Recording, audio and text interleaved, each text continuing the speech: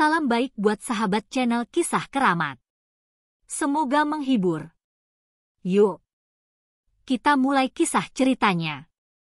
Desa Gembirawangi terletak di antara hutan lebat, jauh dari hiruk-pikuk kota. Desa ini dikenal sebagai tempat yang penuh misteri, dengan banyak legenda yang mengelilingi penduduknya. Salah satu legenda yang paling terkenal adalah tentang pusaka Ontokusumo, sebuah benda keramat yang konon memiliki kekuatan untuk menguasai raga manusia. Pusaka ini sudah berusia ratusan tahun dan telah diwariskan turun-temurun oleh keluarga-keluarga terpandang di desa tersebut. Namun, tak banyak yang tahu bahwa pusaka Ontokusumo juga membawa kutukan yang sangat mengerikan. Legenda mengatakan bahwa pusaka ini hanya bisa dimiliki oleh orang yang lahir pada malam Jumat Kliwon, sebuah malam yang dikenal penuh dengan kekuatan gaib. Jika seseorang lahir di malam tersebut, maka pusaka ini akan mencari jalan untuk masuk ke dalam tubuhnya, memberi kekuatan yang luar biasa, namun juga mengubahnya menjadi sesuatu yang lebih gelap dan tak terkendali. Pada suatu malam Jumat Kliwon, di sebuah rumah sederhana yang terletak di ujung desa, seorang wanita muda bernama Rahayu melahirkan seorang bayi laki-laki. Kelahiran itu bukanlah hal biasa. Beberapa penduduk desa sudah merasakan keanehan sejak malam itu. Suara-suara aneh terdengar dari dalam rumah Rahayu, dan beberapa orang mengaku melihat cahaya yang bergerak di sekitar rumah tersebut. Kelahiran bayi tersebut menandai dimulainya sebuah perjalanan yang mengerikan.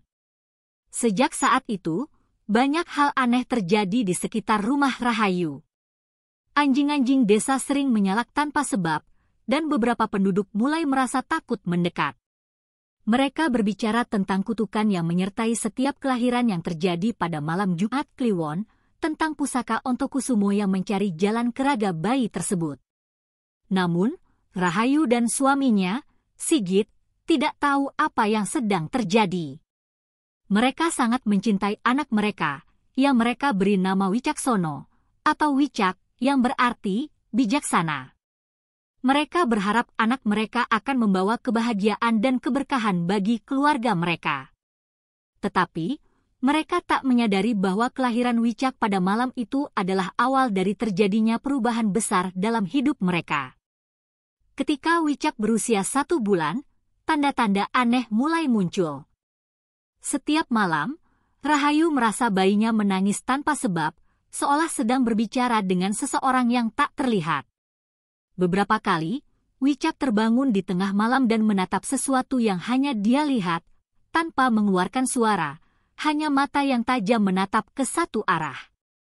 Suatu malam, ketika Rahayu sedang menyusui Wicak, ia merasakan suhu tubuh bayinya semakin panas, dan tubuhnya mulai gemetar. Ketika ia memeriksa tubuh Wicak, ia terkejut melihat bayinya seperti kesurupan. Matanya yang tadinya lembut kini berubah tajam, dan mulutnya berbicara dengan bahasa yang tidak dimengerti. "Saya akan menguasai dunia ini," suara itu terdengar dari mulut kecilnya. Rahayu terperangah. Bayinya yang baru lahir berkata seperti itu? Suara itu bukan suara Wicak yang ia kenal. Sebuah perasaan takut menyelimuti dirinya. Ia tak tahu apa yang sedang terjadi, tapi intuisi seorang ibu memberitahunya bahwa sesuatu yang buruk sedang terjadi pada anaknya. Sigit yang mendengar teriakan istrinya segera datang ke ruang tidur mereka. "Ada apa, Rah?" tanyanya dengan cemas, memegang tangan Rahayu yang gemetar. Rahayu hanya bisa menunjuk ke Wicak yang terbaring di tempat tidur. Tanpa berkata apa-apa, Sigit meraih bayinya dan menggendongnya.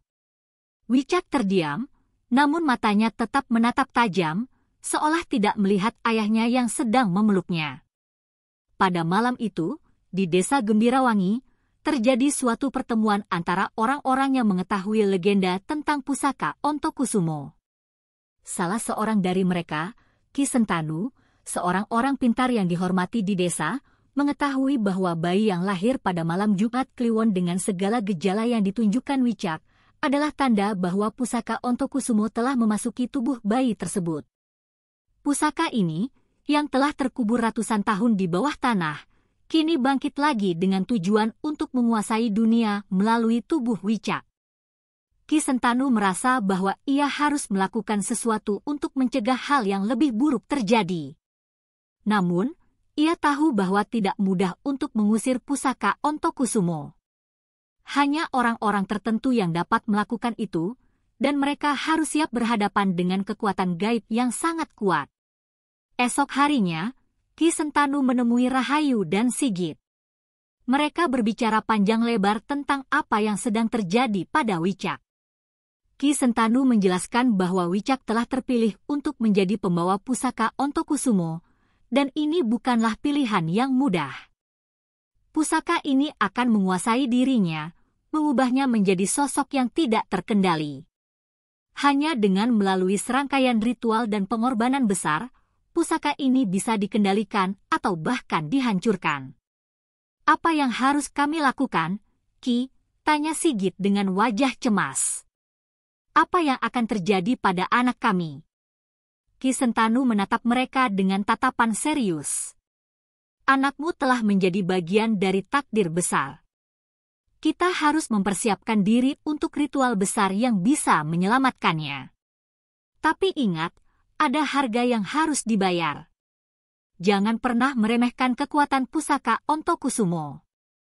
Rahayu menggenggam tangan Sigit dengan erat. Apapun yang harus kami lakukan, Ki. Kami akan melakukan apapun untuk menyelamatkan anak kami. Ki Sentanu mengangguk. Malam Jumat Kliwon yang akan datang adalah malam yang sangat penting.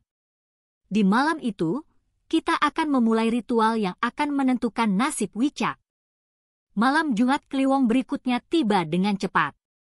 Suasana di desa Gembirawangi berubah menjadi lebih gelap dan penuh ketegangan. Angin yang berhembus dengan kencang menambah ketegangan di hati setiap penduduk desa, yang mulai merasakan kehadiran sesuatu yang tak terlihat namun sangat kuat.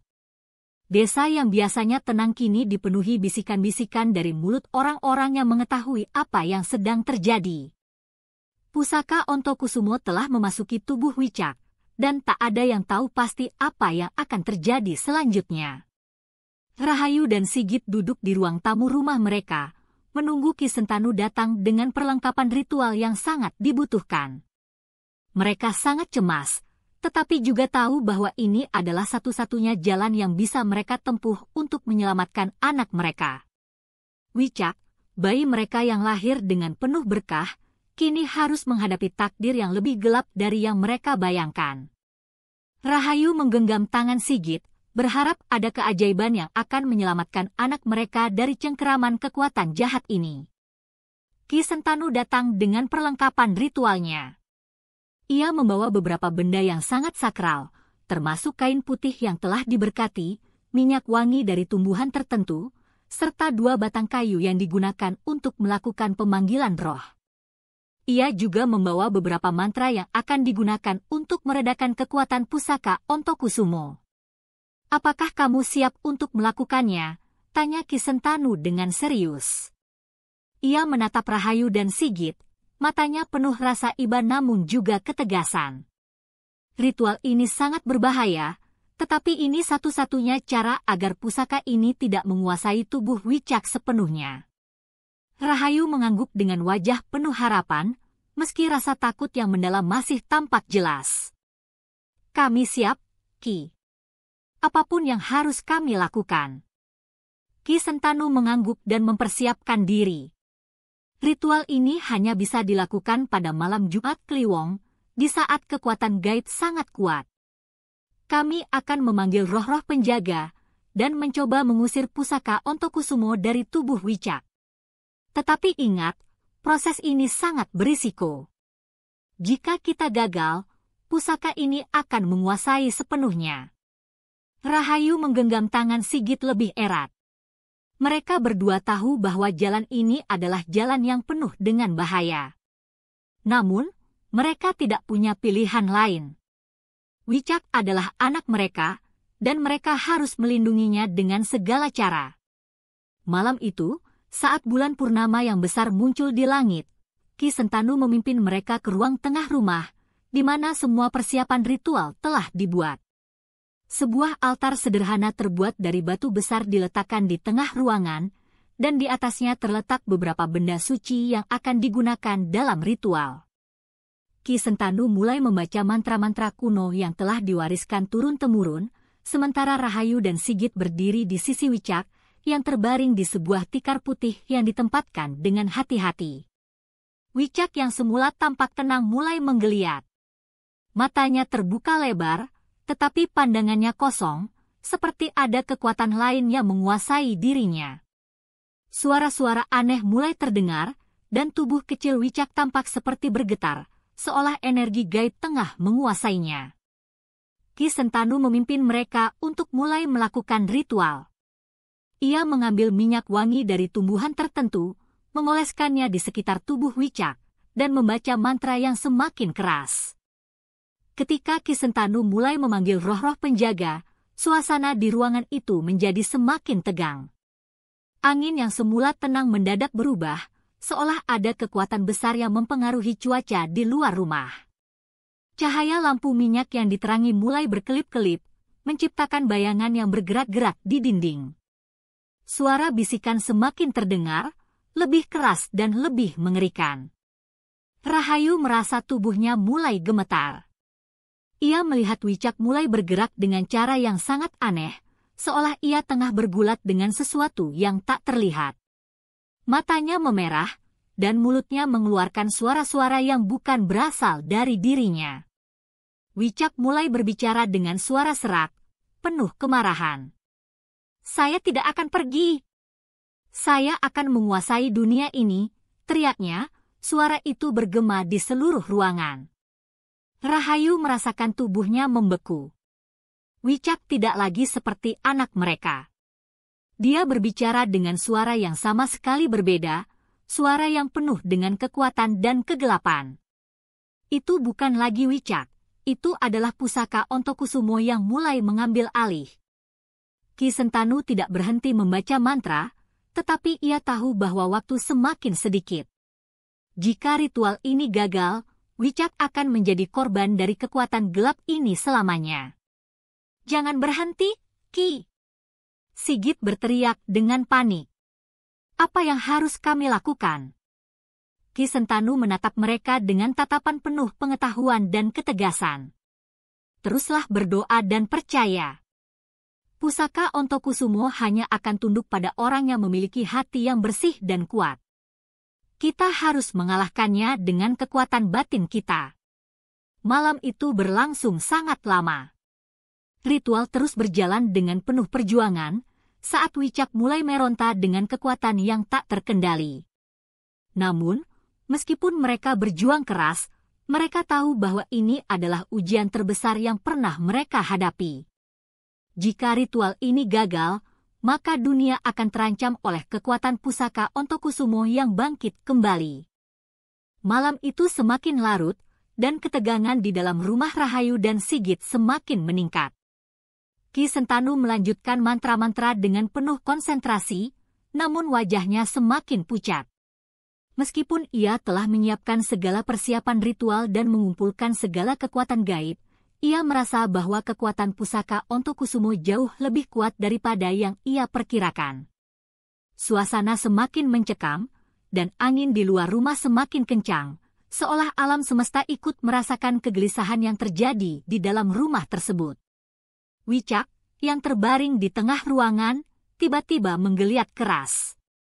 Suara yang keluar dari mulut kecilnya semakin kasar dan mengerikan, dan matanya yang memerah kini tampak kosong, seolah tidak mengenali siapapun di sekitarnya. Setiap kali mulut Wicak terbuka, suara teriakan dan sumpah serapah yang tidak bisa dimengerti oleh orang biasa keluar dengan volume yang mengerikan. "Saya akan menguasai dunia ini. Kalian tidak bisa menghentikan saya," teriak Wicak, meskipun suara itu terdengar lebih besar dan lebih menyeramkan daripada suara asli bayi itu. Rahayu dan Sigit hanya bisa berdiri di sampingnya, tubuh mereka gemetar. Mereka sangat cemas, tetapi mereka tidak tahu apa yang harus dilakukan. Wicak yang dulu mereka kenal sebagai bayi yang penuh dengan tawa dan kebahagiaan, kini telah berubah menjadi makhluk yang penuh dengan kekuatan gelap dan kemarahan. Bayi mereka telah dirasuki oleh kekuatan yang tak terkendali, dan hanya waktu yang bisa menentukan apakah mereka akan selamat dari peristiwa mengerikan ini. Ki Sentanu, yang duduk di depan altar, mengangkat tangannya dengan kekuatan yang tersisa. Ia memanggil roh-roh penjaga yang akan membantunya melawan pusaka Ontokusumo. Dalam keheningan, suara gemericik air dan bisikan angin seolah berhenti. Dunia sekitar mereka seperti berhenti berputar, dan hanya mantra Ki Sentanu yang mengisi ruang itu. Sakit, rasa sakit, saya tak bisa melawan ini. Suara Wicak yang terdistorsi semakin terdengar, seperti ada dua entitas yang bertarung dalam tubuhnya. Saya akan menghancurkan dunia ini. Tak ada yang bisa menahan saya. Ki Sentanu menutup matanya dan memfokuskan seluruh kekuatan batinnya untuk melakukan ritual akhir. Wicak, dengar aku, teriak Ki Sentanu dengan suara tegas. Kamu adalah pilihan hidup, bukan kehancuran. Jangan biarkan pusaka Ontokusumo mengambil alih dirimu sepenuhnya. Kekuatan itu hanya sementara, tapi jiwa yang bersih akan abadi. Namun, pusaka Ontokusumo yang ada dalam tubuh Wicak seolah tidak mendengarkan. Ketika Ki Sentanu mulai membaca mantra terakhir untuk mengusir kekuatan gaib itu, Wicak berteriak dengan suara yang sangat menakutkan, seolah kekuatan jahat itu melawan ritual yang dilakukan. Cahaya di sekitar rumah semakin terang, dan angin berputar-putar dengan kecepatan yang sangat tinggi, menciptakan suara gemuruh seperti badai yang tak terkendali. Rahayu dan Sigit memegang tangan satu sama lain, tidak berdaya. Mereka hanya bisa melihat, dengan harapan dan ketakutan bercampur aduk. Mereka ingin membantu, tetapi mereka tahu bahwa hanya Ki Sentanu yang bisa mengatasi kekuatan ini. Jangan takut, Wicak, bisik Rahayu, meski suaranya hampir tidak terdengar. Kami akan selalu ada untukmu. Namun, suara teriakan dari Wicak semakin mengerikan.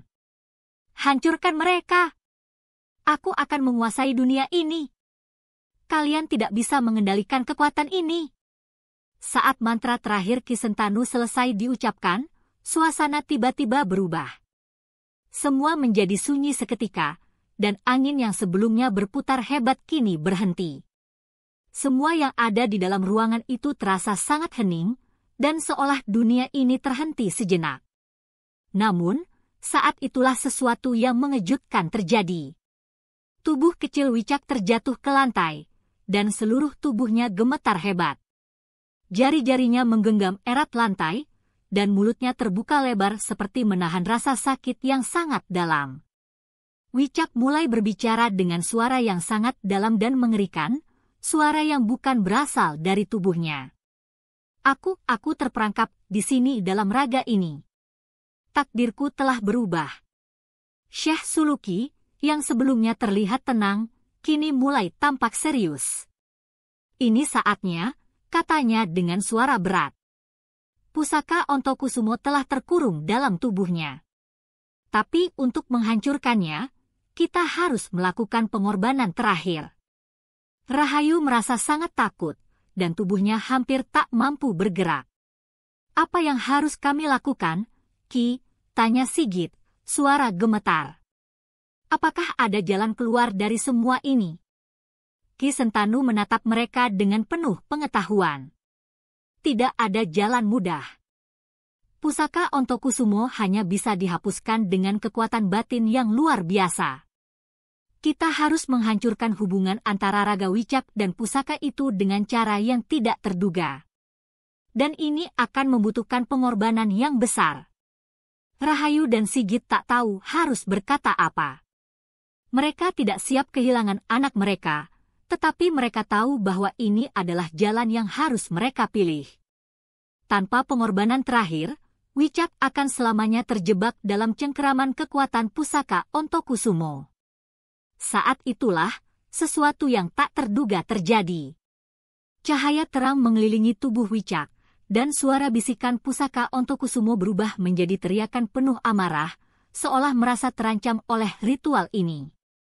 Namun, perlahan-lahan, tubuh Wicak mulai tenang, dan cahaya yang menyelimutinya semakin memudar. Pusaka Ontokusumo akhirnya melepaskan cengkeramannya.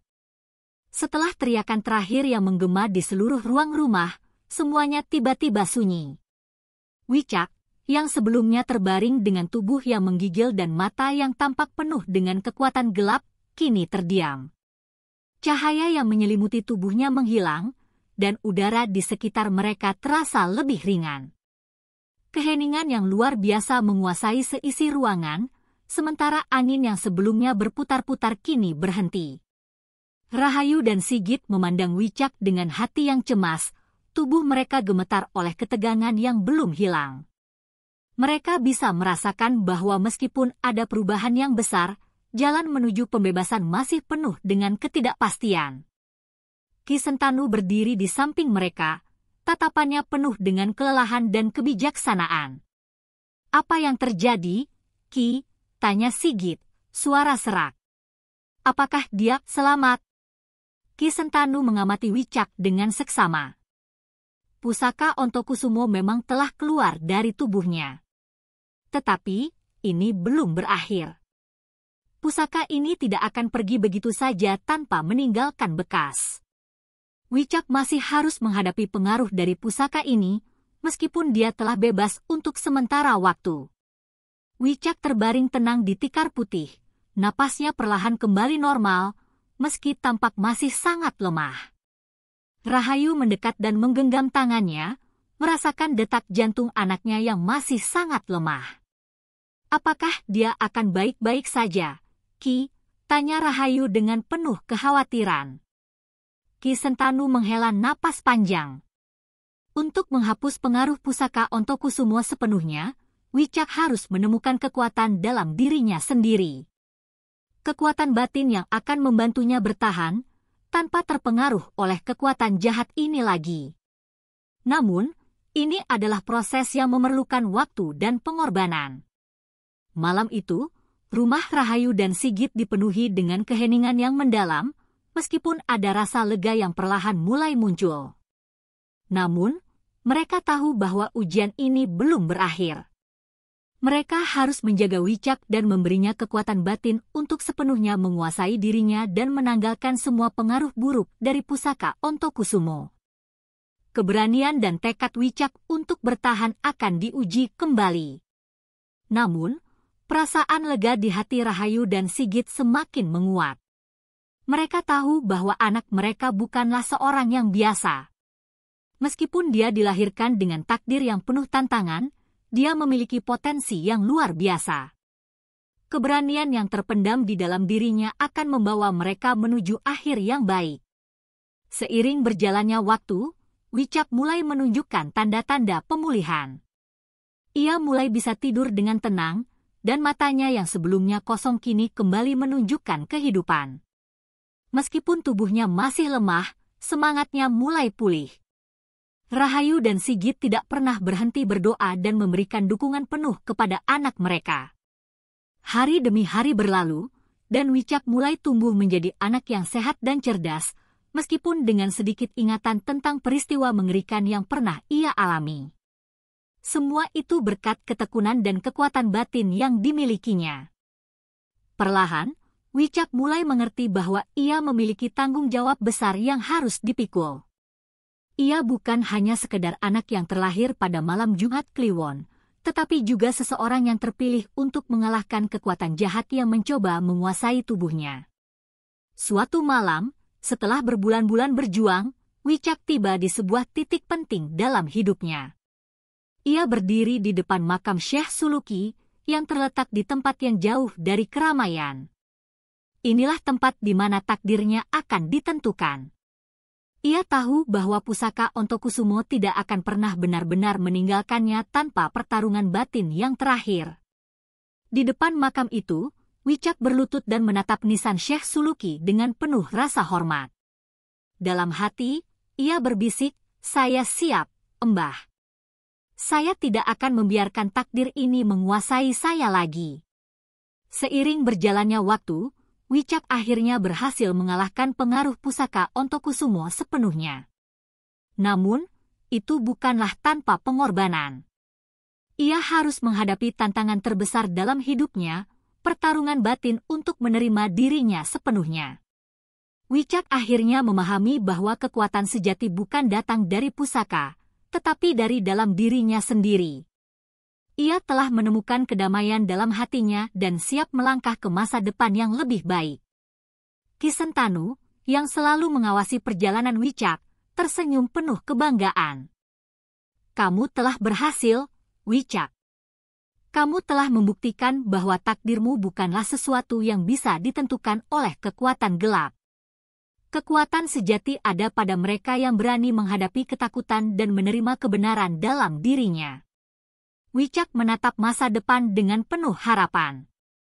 Meskipun perjalanan hidupnya penuh dengan tantangan dan kegelapan, ia tahu bahwa ia telah menemukan kunci untuk menghadapinya. Sejak saat itu, ia berjanji untuk menggunakan kekuatannya hanya untuk kebaikan, untuk melindungi dunia dari kegelapan yang pernah menguasai dirinya.